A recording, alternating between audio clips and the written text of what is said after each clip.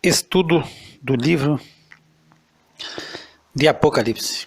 Eu havia parado no capítulo 5, no versículo 8, e diz assim: E havendo tomado o livro, os 4 animais e os 24 anciãos prostraram-se diante do Cordeiro, tendo todos eles harpas e salvas de ouro, cheias de incenso, que são as orações dos santos. Então, como eu havia falado no último áudio, o Senhor Jesus, ele vem e ele toma o livro da mão direita daquele que estava assentado no trono, que é o nosso Deus Todo-Poderoso. E eu dizia que ele não veio, ele não pediu, ele não solicitou, mas ele exerceu o seu direito de ser um vencedor, de ter obtido vitória, e ele vem e ele toma o livro porque ele é digno. Ele é digno de tomar. Foi buscado em todo o mundo e foi procurado alguém que fosse digno, e ninguém foi achado, somente o Cordeiro de Deus. E ele vem e toma, e aqui não existe duas coisas que é importante. Não existe um nepotismo, que é um favorecimento da família.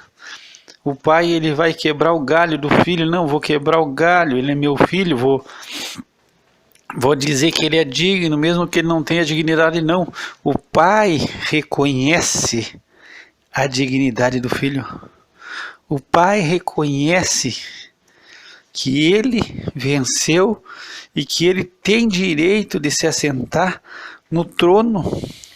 Assim como ele fez a promessa para nós, aqueles que vencerem vão sentar no trono, assim como eu venci e sentei no trono com meu pai. Agora, o pai reconhece, ele reconhece a vitória do filho, e ele... Tenho no meu coração a certeza que ele se alegra do filho ter essa autoridade, esse poder de tomar o livro. Ele vem e ele toma o livro.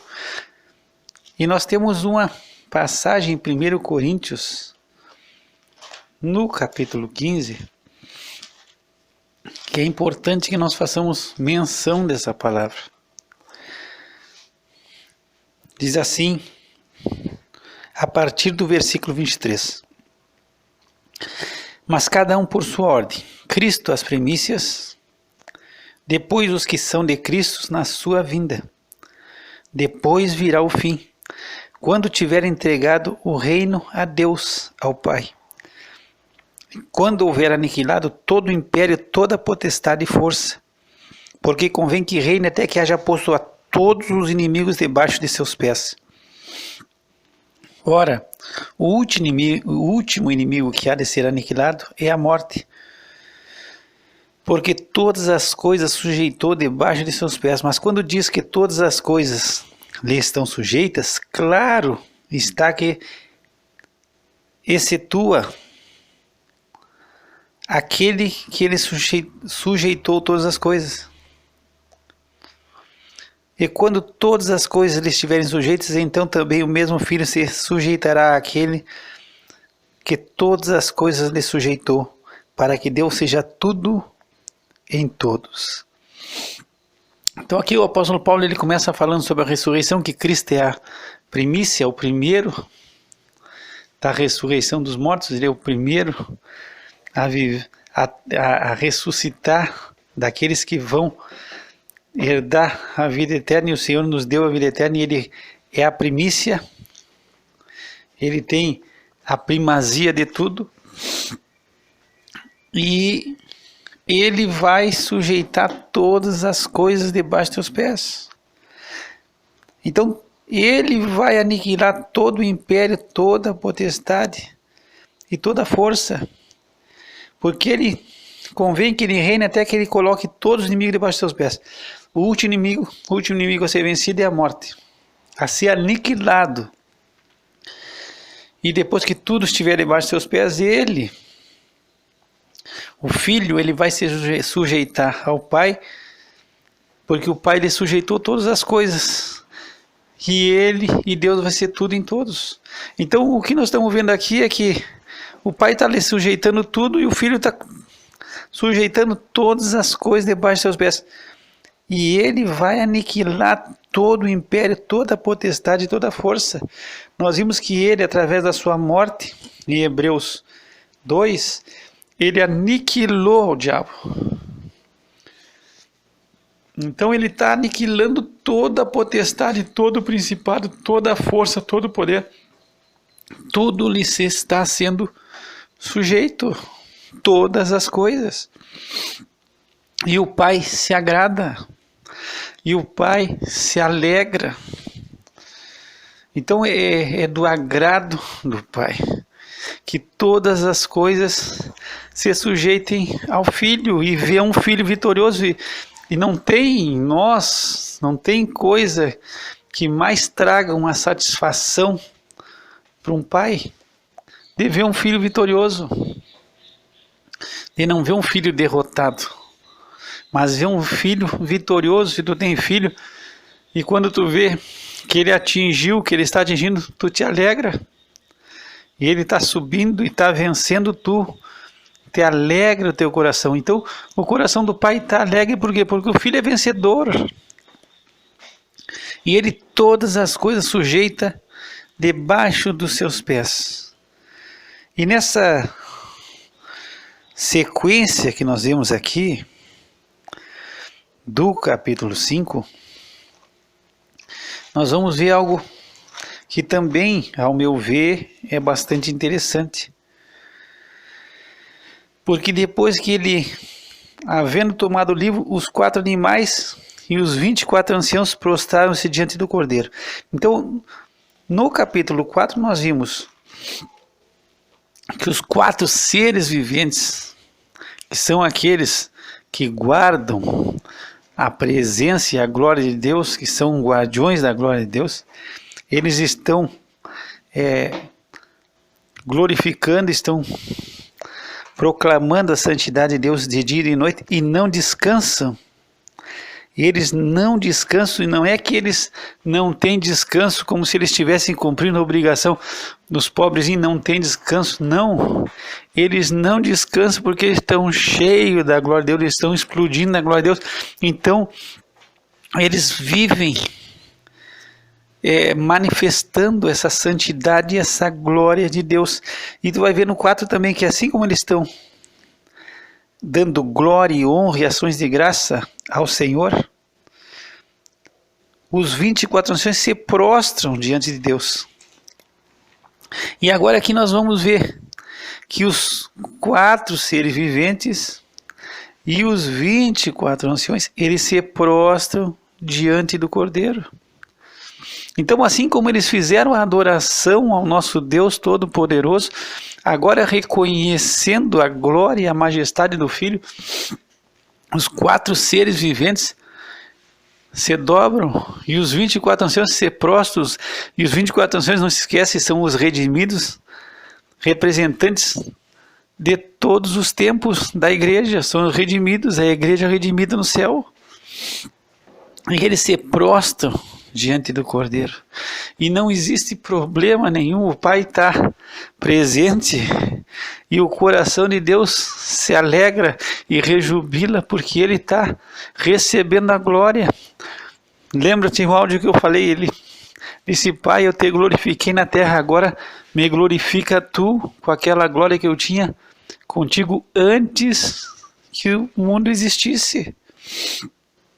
Então aqui ele está recebendo a glória, o Pai está mostrando como o Filho é glorioso. Os querubins, aqueles que guardam a glória de Deus, que proclamam a santidade de Deus, eles estão reconhecendo a glória do Filho, aquela glória que ele tinha antes, com o Pai, antes da fundação do mundo.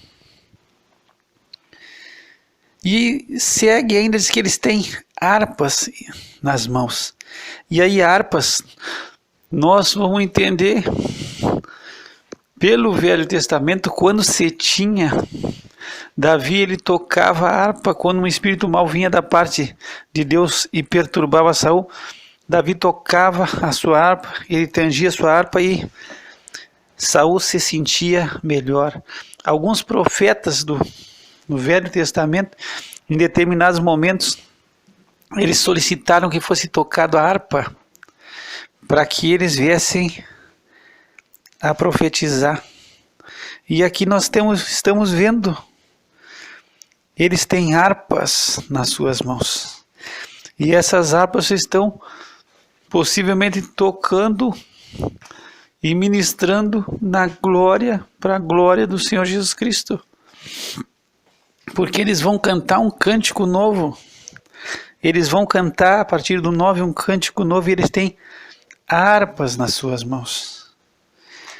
E o interessante também é que eles têm salvas de ouro, seria tipo uns incensários, umas copas cheias de incenso.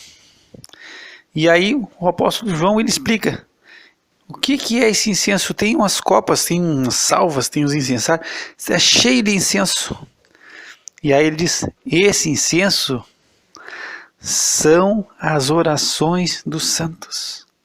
Então aqui tem algo que, ao meu ver, eu julgo muito interessante. Muitas vezes nós achamos que a nossa oração não tem valor, ou não tem representação nenhuma.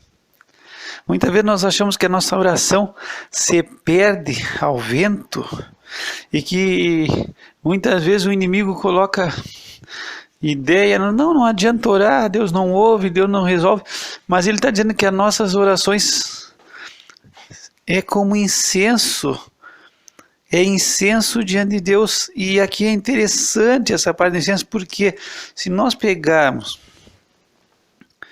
no livro de Êxodo, no capítulo 30, havia um altar de incenso. Então, Deus manda, no livro de Êxodo, no capítulo 30, se tu puder pegar, que deveria ser feito um altar para queimar o incenso. Então esse incenso era cheiro suave e agradável ao Senhor. E esse incenso ele deveria ser queimado sobre um altar. E Arão, que era o sumo sacerdote, ele, quando acendesse as lâmpadas à tarde, ele ia queimar. E ele ia queimar o incenso a cada manhã e a cada tarde. Tu vai ver no 7 e no 8. Quando ele punha em ordem as lâmpadas, ele queimava incenso pela manhã.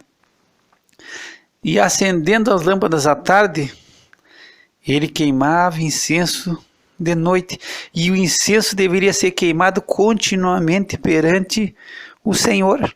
Então o incenso ele deveria ser queimado pelo sumo sacerdote de manhã e tarde, e era contínuo, era todos os dias o incenso deveria estar sendo queimado na presença de Deus.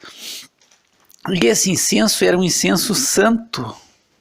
Ninguém poderia fazer, o homem que fizesse um incenso como esse para cheirar, ele ia ser extirpado do povo, porque o incenso era santo para o Senhor. Então, o Senhor está comparando a nossa oração a esse incenso que era só para Ele. Ninguém podia fazer esse incenso para si, ou para cheirar, ou para se perfumar, ou para queimar para si mesmo, ou perfumar a casa. Não, esse incenso era santo, era queimado diariamente, amanhã e tarde. E era somente para o Senhor. E como a nossa oração. A nossa oração é voltada ao Pai, dia e noite. Nós estamos orando e clamando. E é interessante, se tu pegar o Salmo 141, Davi ele está falando sobre a sua vida de oração.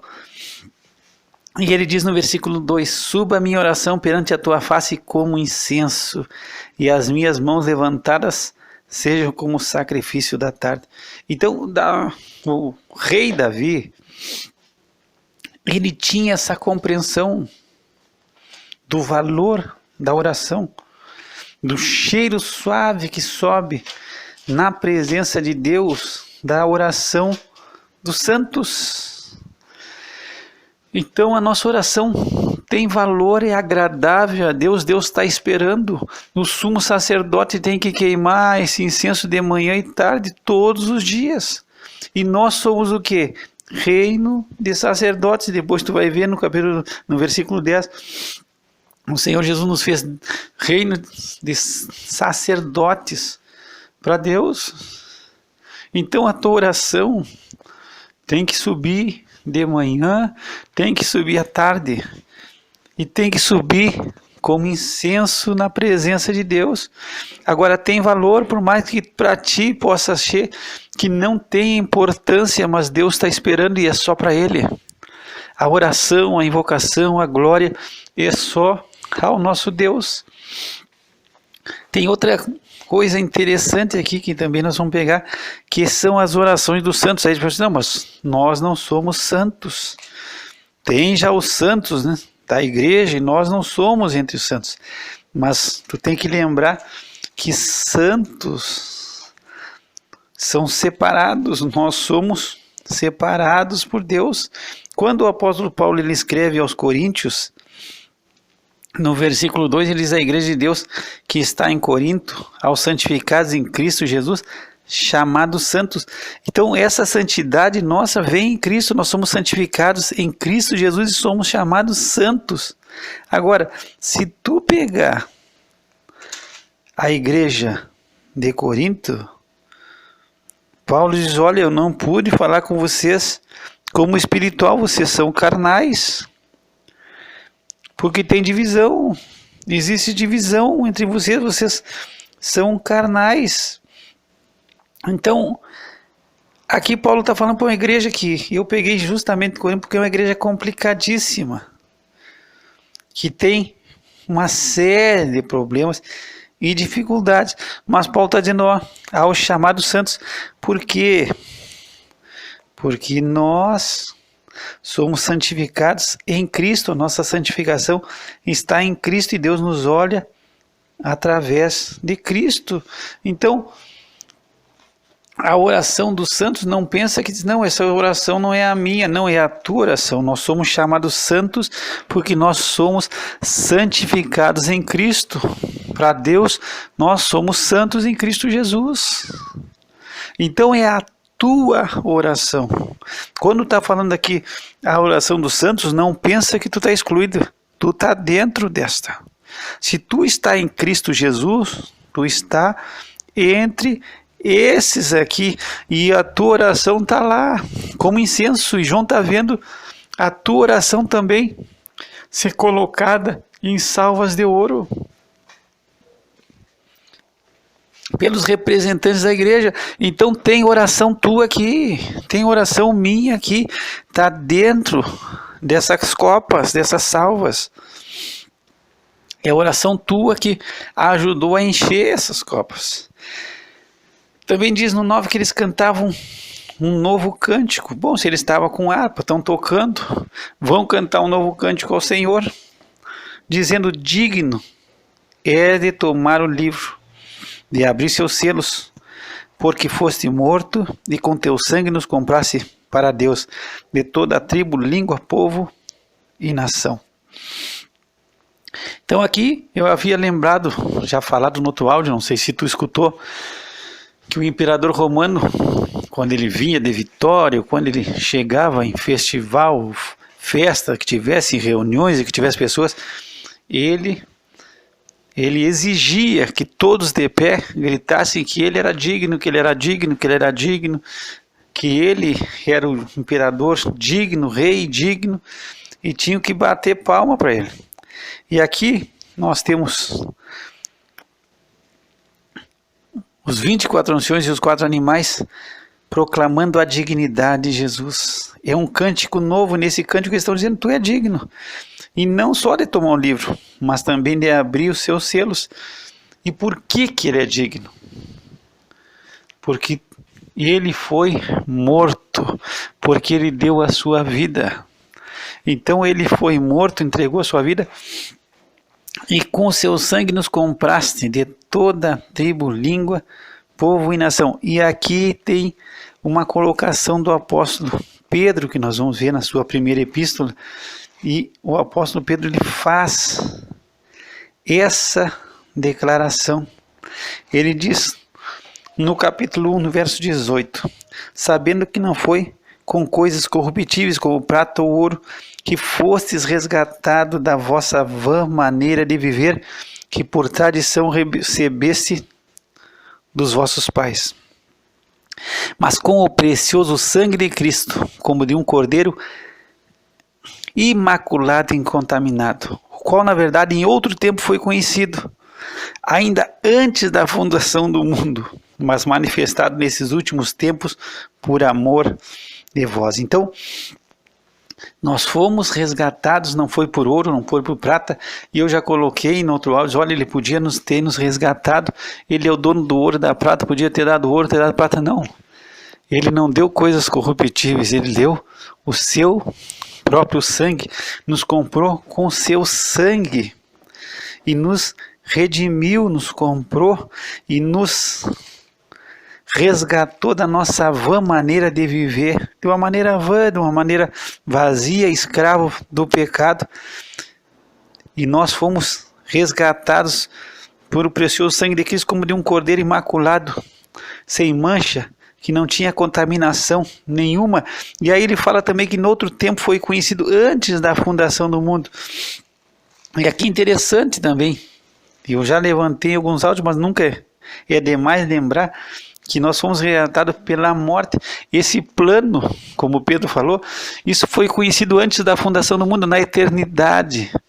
O Pai, o Filho e o Espírito Santo já tinham proclamado, já tinham deliberado, já tinham feito esse plano de salvação para o homem, antes que o mundo existisse. Se tu imagina, se o diabo, e ninguém conhecia, nem os anjos desejavam atentar para saber o que ia acontecer, porque nem os anjos sabiam, isso foi antes da fundação dos mundos, antes da criação. Nem os anjos sabiam, e nem Satanás, porque tu imagina, se Satanás soubesse que Jesus fosse à cruz e fosse morto, e que através da morte é que ele ia resgatar e ia vencer, se Satanás tivesse essa compreensão do plano de Deus e da grandiosidade, que era assim que o Pai tinha premeditado e planejado que o Filho ia vencer, tu acha que Satanás ia entrar em Judas, ia ajeitar para que Jesus fosse entregue para ser morto? De forma nenhuma. Se Satanás conhecesse, só que ninguém sabia, isso foi antes da fundação do mundo que foi proclamado. E isso nós temos que entender, porque senão Satanás não ia ser bobo de buscar que Jesus fosse morto e entrar em Judas para Judas trair Jesus, entregar Jesus, se ele se desse conta que ele estava entrando numa furada. Mas é que ninguém sabia o plano, como que Deus ia redimir o mundo. E foi desse jeito. E aqui diz, nos compraste de toda a tribo. Tribos seriam famílias, clãs, língua de todos os idiomas. Os povos aqui são raças, e nações seriam todas as etnias. Então, está tudo dentro. Todos aqui são resgatados, e aqui é de toda a família tem salvo, de toda a clã tem salvo, de toda a língua vai ter salvo, de todas as raças vai ter pessoas salvas, de todas as etnias vai ter gente salva sempre. E aqui estão sendo proclamado que o Senhor comprou, e tu tem que entender que tem salvo de tudo. João não sabia disso, porque nós estamos hoje aqui, nós estamos vendo o evangelho em todo mundo. Mas João, nós estamos no primeiro século, João, ele, quem sabe, está vendo assim, tem salvo de tudo que é lado. Tem redimido de tudo que é povo, de tudo que é língua, de tudo que é raça, de tudo que é etnia, de tudo que é família. Tem gente salva, sempre tem salvo, de tudo que é família vai ter gente salva. E isso é maravilhoso. Agora, outra coisa que tu vai entender aqui. Parece isso aí, eu escutei, eu não não posso te comprovar, mas nesse cântico aqui, embora que os 4 anciãos estejam aqui na nossa tradução, parece que não está assim, não é esse entendimento do original. Os querubins aqui, os 4 seres viventes, não estariam nessa canção, a não ser no final. Por quê? Porque aqui está proclamando uma compra com sangue. Então, não estariam presentes esses querubins, porque eles pertencem ao nosso Deus. Aqui seria uma canção mais dos redimidos, 24 anciões proclamando. E aí no 10 ele diz: para o nosso Deus nos fizesse reis e sacerdotes, e reinaremos sobre a terra. Então nós vamos voltar sempre ao que Pedro falou, o apóstolo Pedro falou na sua primeira epístola, no capítulo 2, no verso 9. E ele diz assim: mas vós sois a geração eleita, o sacerdócio real, a nação santa, o povo adquirido, para que anuncieis as virtudes daqueles que vos chamou das trevas para sua maravilhosa luz. Vós que em outro tempo não erais povo, mas agora sois povo de Deus, que não tinhas alcançado misericórdia, mas agora alcançastes misericórdia. Então, Jesus, o nosso amado Senhor Jesus Cristo, e que nós devemos viver, nós na eternidade toda nós vamos estar com esses querubins explodindo de glória, e não vamos nos cansar de agradecer e glorificar o Senhor, porque Ele nos fez, Cristo nos fez para Deus sacerdotes, e as nossas orações estão chegando lá, e aí tu tem que ocupar a tua posição como sacerdote, saber que tu tem que queimar esse teu incenso de manhã e de tarde. Tu vai colocar em ordem as tuas lâmpadas da tua casa, mas tu vai ter que queimar incenso de manhã e tarde, orar de manhã e tarde. E a tua oração tem que subir diante de Deus, porque tu é sacerdote. E Ele nos fez não só reis e sacerdotes. E nós vamos reinar sobre a terra. E aqui tem algo que, ao meu ver, é interessante. Nós vamos pegar Hebreus 11, e aí nós vamos ver sobre os heróis da fé. E diz assim no 37, 11, 37, foram apedrejados, cerrados, tentados, mortos ao fio da espada. Andaram vestidos de peles de ovelhas e de cabras, desamparados, aflitos, maltratados, dos quais o mundo não era digno, errantes pelos desertos e montes, e pelas covas e cavernas da terra.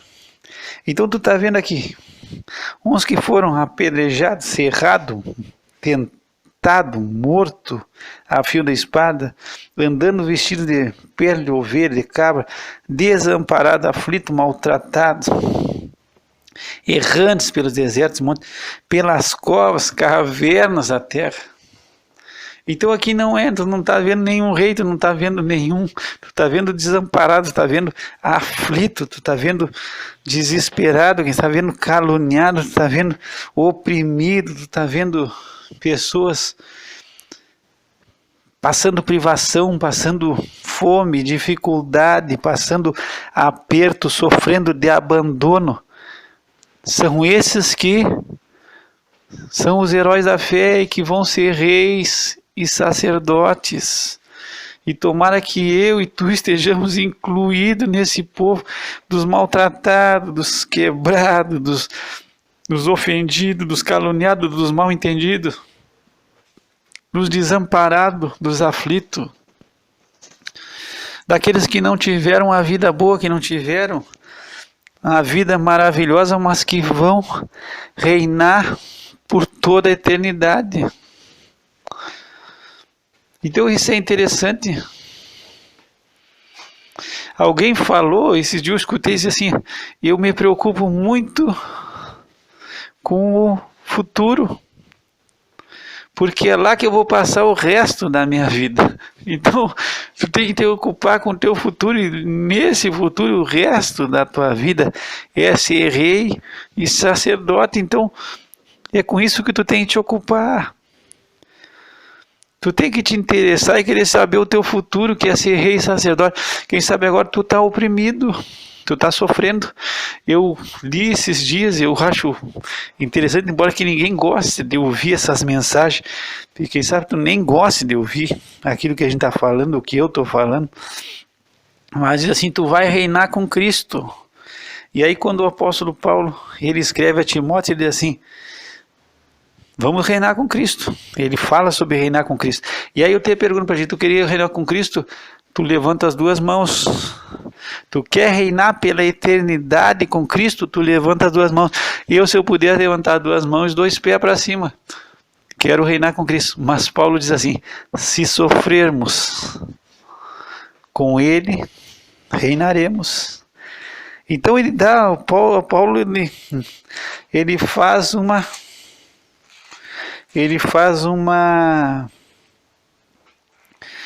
condição, ele diz, se sofrermos, também com ele reinaremos. Agora sim, também com ele reinaremos, se sofrermos. Agora se não sofrermos, se escolhemos não sofrer, se escolhemos não passar nada, quem sabe com ele não vamos reinar. Agora se eu te perguntei, quer reinar? Aí eu levantei as 2 mãos e os 4 pés. E as 2 pés, os 4 pés e os 2 pés. Agora, quer sofrer? Aí eu já dou um passo para trás.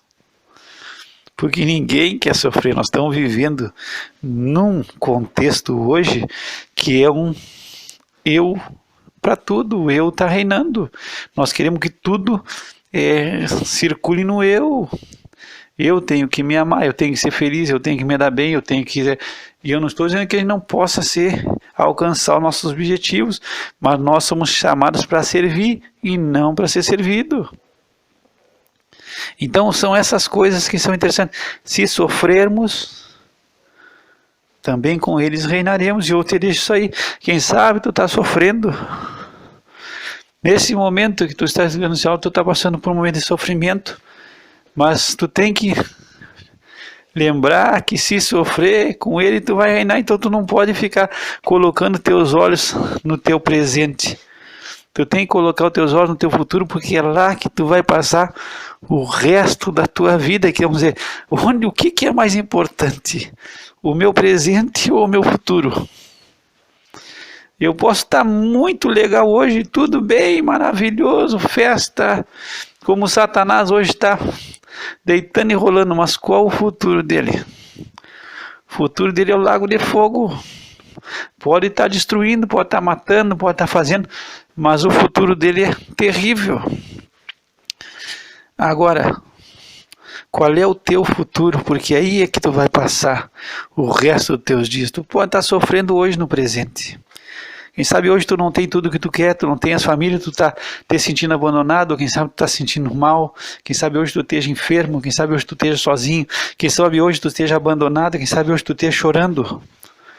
Mas tu está chorando hoje, no presente, só que o teu futuro é um futuro glorioso com o nosso Senhor Jesus Cristo. Tu tem um futuro glorioso, e aí tu não tem que olhar o hoje, tu tem que colocar os teus olhos no que é eterno, que é o teu futuro com Cristo. Enquanto muito, tu vai ver muitos que estão hoje um presente glorioso, mas um futuro funesto, terrível. Então é isso que nós temos que colocar o nosso coração. Lembra do rico e do Lázaro? O rico num futuro glorioso, num presente glorioso, e Lázaro num presente terrível. Morreu o rico, o futuro dele, o inferno. E morreu Lázaro, e o Lázaro foi levado para os braços, pelos anjos lá para o seio de Abraão. Então, te ocupa e coloca os teus olhos no teu futuro. Não te preocupa tanto com o teu presente, se hoje tu não tem tudo, se tu está sozinho, se tu foi abandonado, está machucado, está ferido. Mas te lembra que tu tem um futuro glorioso com o nosso amado Senhor Jesus Cristo. E tu vai andar com Ele sempre, e onde Ele estiver, tu vai estar junto. Pai, nós te damos graça porque a Tua palavra, ela nos consola, nos fortalece, e nos ajuda a olhar, Senhor, não para o nosso presente. Porque quem sabe as coisas não estão saindo como nós queremos, as coisas não andam do jeito que nós queríamos que andássemos. Quem sabe o nosso presente não é tudo o que nós esperamos. Mas que nós possamos olhar, Senhor, para aquilo que é eterno e que nós temos um futuro contigo. E onde tu estiver, nós vamos estar juntos. E vamos ser reis e sacerdotes. E nós temos que glorificar, nós temos que dizer bendito é o Senhor Jesus Cristo. Nós temos que nos unir aos 24 anciões e dizer, Ele é digno. E nós queremos nos prostrar aos seus pés e declarar toda a dignidade do Cordeiro em Cristo Jesus. Que o Senhor te abençoe e te guarde, que o Senhor faça resplandecer sobre o seu rosto e tenha misericórdia. Que o Senhor levante seu rosto sobre ti e te dê a paz. Graça e paz da parte de Deus nosso Pai e do Senhor Jesus Cristo.